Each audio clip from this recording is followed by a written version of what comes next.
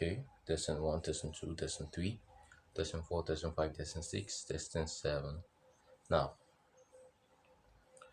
reason I believe why most teenagers nowadays don't have the ability to read books and understand is because we are used to social media. Well, probably we all know that social media is part of it, consuming content, and it kills our attention span on something. Yes, attention span is the important aspect of this one. In this case, it's not that we can't read and understand. We can read and understand, but the problem is keeping our attention on the book. If I tell you to take your phone to another room and keep the phone there and read the book, you're gonna follow it. You're gonna say, okay, this worked. It helped. It worked for me. But eventually, you're still gonna go back to the way you were. The easiest method I can give you is for you to start enjoying what you read. If you enjoy what you read, your mind isn't gonna be even at the phone. It's just like you enjoying the way you enjoy social media. You're gonna enjoy reading the book. Now, what I recommend for you is that if you know you don't find interest in a specific topic, what you should do is to just make research on that topic. See, look for ways it can sound cool to you. I hated school books with full passion. Like I hated reading school books, but now I've been able to understand why I'm supposed to learn. It's now interesting. I am eager to learn now. I am eager to learn to read these school books that I used to hate. It's just as if you're going to have to sit. This is the part that's going to be hard. This is the part that is going to be hard for you. You're going to have to sit down without your phone this time, or you can even use your phone to research. You research about the topic. You look for books related to that topic, and you look for the ones that have the interesting name. Just the way you scroll on YouTube, and the title that has the most interesting, the ones that intrigue you the most is what you're going to click on.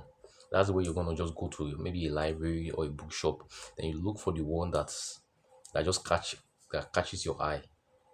Then you pick that book, you select that book. If the title is something that is very, very enticing to you, then you have to just open the book, read the first pages. If you read about 3 pages and it's interesting to you, you're going to enjoy the book as much as you enjoy scrolling on Instagram and social media. Probably your attention span is going to be less than that of you watching Insta videos and TikTok, but it's going to be an improvement. Let me rephrase what I said. If the book is interesting, for instance, I get a book now, let's say The Seven Habits of Highly Effective People. I see the title of the book. No, no, no. I think the most interesting title of a book I've seen so far is 78 Laws of Power. The 48 Laws of Power. If you see the book, 48 Laws of Power, you say, this is an interesting book. I would like to become powerful and dominate other guys. It's natural for men. Then you say, okay, I want to buy this book. I want to see the book. You're just gonna skim through the book and see the first law, see the second law. That has really caught your attention. Just the way your YouTube thumbnail catches your attention. So basically, this is just like YouTube videos in real life.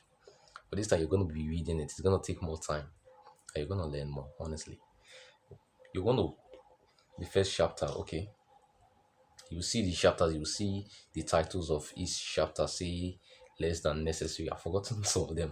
Say less than necessary, do the work and let someone I can't believe I forgot this things. But you understand what you get what I'm saying.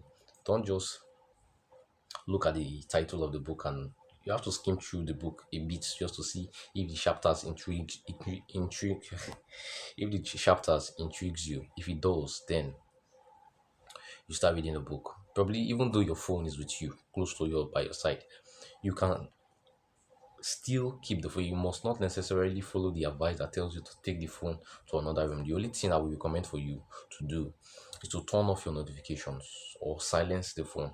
So if it rings, probably you take the call and get back to your book. But you must not necessarily take the phone into another room. I don't think that is actually a very, very helpful advice. Yes, it can help you for a week or 2 weeks, but I don't think it's an advice that I will want you to follow for long term, because you can't always do that. You can't always take a phone to another room just because you want to read a book.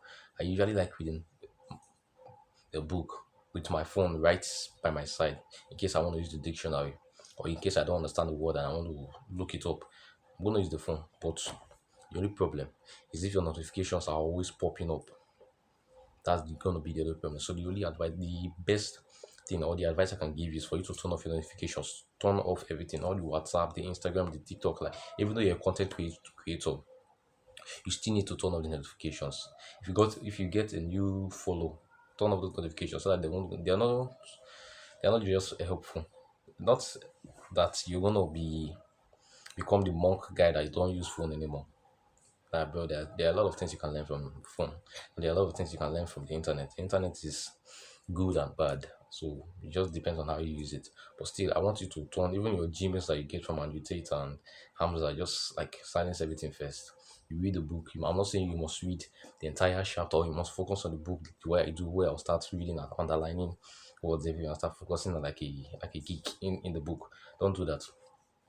Can read a chapter today. Okay, close the book. I'm not saying you must actually implement it, but the best way to read all these self-help books, I'm not talking of school books this time now. Self-help book, the best way you can read self-help books and understand it and make yourself actually grow and develop yourself is to read a chapter or you read a part of the book and try to implement. If you see something that is actionable, then you try to implement it so you can make it a habit. Probably you can create a habit tracker.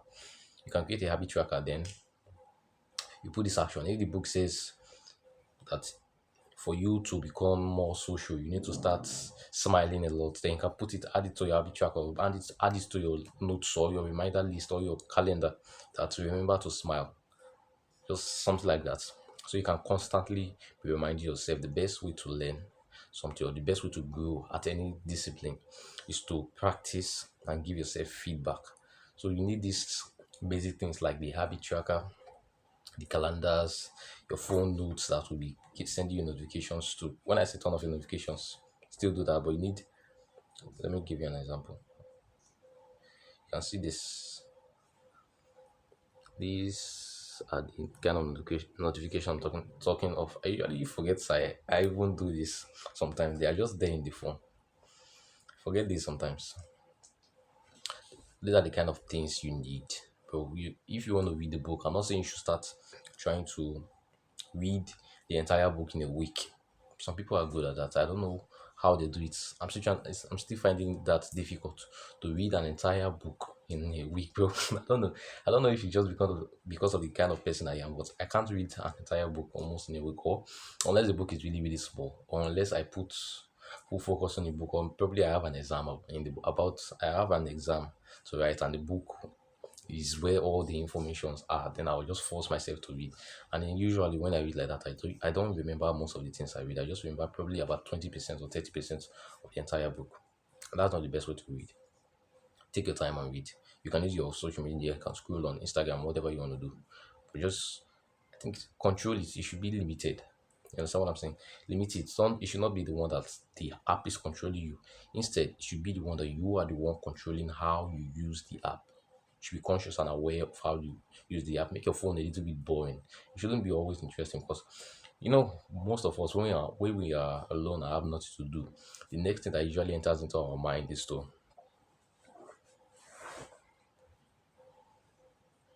that's what we're gonna start doing. I don't do that anymore, by the way, but because I don't usually even use the internet much, but still, you need to be able to control yourself. If you know you still have the internet addiction syndrome, that's what I'm going to call that disease. Internet addiction syndrome. If you have that disease, don't don't take it seriously. Or if you have that disease, the best thing for you to do is to just calm down, make your phone boring. All your social media apps, put them into a folder and just hide the folder somewhere. Or just make it boring. Delete the ones you know you don't usually use, and just limit the internet access you have. That's gonna be it. That's the easiest way to make your phone boring. Now back to how we ought to read books. If the book is boring for you and you don't find interest in it, don't force yourself to read a book. It's just like you forcing yourself to do something that you know is impossible for you. I doubt there's something impossible, and I doubt there are things impossible for us to do because I have the warrior mindset that's gonna say it's possible. I can do anything I want to do, but still, if you believe like a book on the topic of biology, for instance, I still find interest in these things, but I don't usually read this kind of books, or chemistry or physics. Yeah, they're important. They might come in handy one day. Maybe one day in the futurely you're going to want to study all these things. But currently, I don't find interest in all these things. What I find interesting right now is philosophy, all the spiritual things, philosophy, self development. That's all. Those are the things I find interesting currently. So if you don't find interest in the book, don't force yourself to read the book. If you're forced by your school to read the books, then what you need to do, you don't need to go full focus or full mode reading. You look for the book that you find interesting, you focus on those ones, but the ones that your school are actually asking you to read. Like for instance, let's say what topic is usually popular? Math. Most people don't like math nowadays, but I feel as if it's really important. But most people don't like math. What you need to do is just when they teach you, just follow over. I'm not saying you should leave the subject completely or you should just ignore it. You don't want to fail because of course, but just do it. Just once in a while, you just go back and read it and try to understand it. Mathematics is really important, honestly. I can't explain how important it is to you because if I was the one, but it was younger Leo, and someone is telling me mathematics is important, I'll think that person is lying. I will not. Then I would like to ask the person, how has Roman figure helped in your life? That's a question that usually enters my mind. So it's important, but I can't explain to you how important it is now because I haven't gotten full knowledge about that subject. But if you know the book isn't important, back to what I was saying, if the book isn't that important for you or you don't find interest in it, you just try to usually once in a while you can just be reading the book, skim it to remind yourself so you can just pass the course that the school has given to you that you're expected to do. But if it's something you have interest in, bro, just enjoy it. The book is like I don't know, book is fun to read. It's fun. It's just like a quest for knowledge. It's just like you being the Alexander the Great of the library or the book world. That's how you ought to be. That is the new way to conquer the world. True knowledge, true wisdom, and true understanding. If you want to conquer the world, you need knowledge. You need to be wise. You need to become a wise man. You need wisdom. And the best way to get wisdom is either through your phone and you start researching and learning things, or you get a book, you buy a book and you read the books, you become the wisest man in the world. And if you're the wisest man in the world, you are equally almost the richest, the wealthiest, not the strongest. I think strong and wise are interrelated. But if you're wise, it will almost be impossible for you to be not rich. You understand what I said? You can't be not rich if you're fully wise, if you're knowledgeable, if you're a lifelong student. What is a lifelong student? A lifelong student to me, I believe, is someone that is just ready to learn. Who is somebody that is ready to learn? Someone that's ready to listen. So you need to have the ability to listen and not speak. I'm still 16 years old, bro. I listen a lot if I'm in a conversation. People tell me I'm too quiet because I just sit, I smile and just look. Sometimes I don't smile, I just frown. But I just sit and listen to other people, even though I know they are wrong, or even though I know what they are saying is incorrect. I will still listen to them. Then I will still listen to them. Then ask them questions about what they do.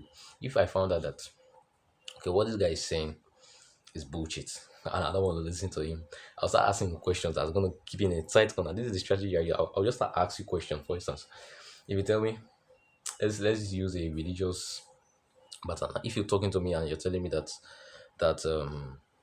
God created everything. I said, okay, God created everything. I agree with you. All right.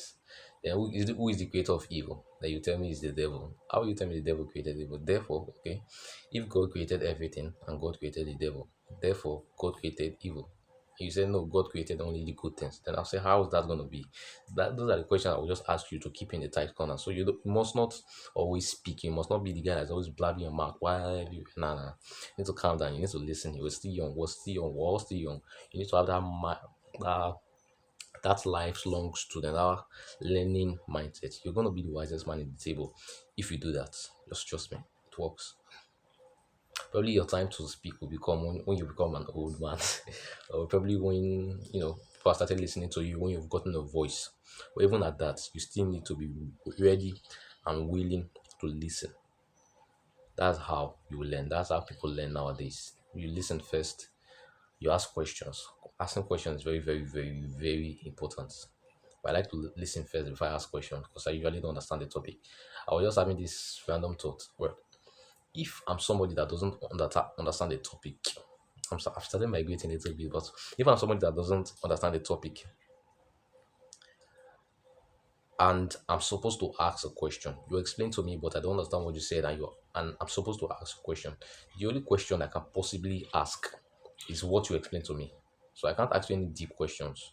Probably that's the reason why most of us don't have questions to ask nowadays, because we don't understand it in the first place. If you understand something, or if you're new to something, then you feel as if you know everything. Therefore, you will not want to ask questions. But the moment you know something, is the moment you'll be quiet. It's like the moment you know that you don't know, is the moment you will know that you don't know. And the moment how there's a way I saw this. I saw it in the, I don't know where I saw it, but I know I saw it somewhere in the internet somewhere. Wait. Okay, I think I remember it, but it's not clearly, not vivid. I can't remember vividly, but I think I've remember how it was. Those people that don't know anything believe that they know everything about that topic. Those that know a little about it, those are in the middle.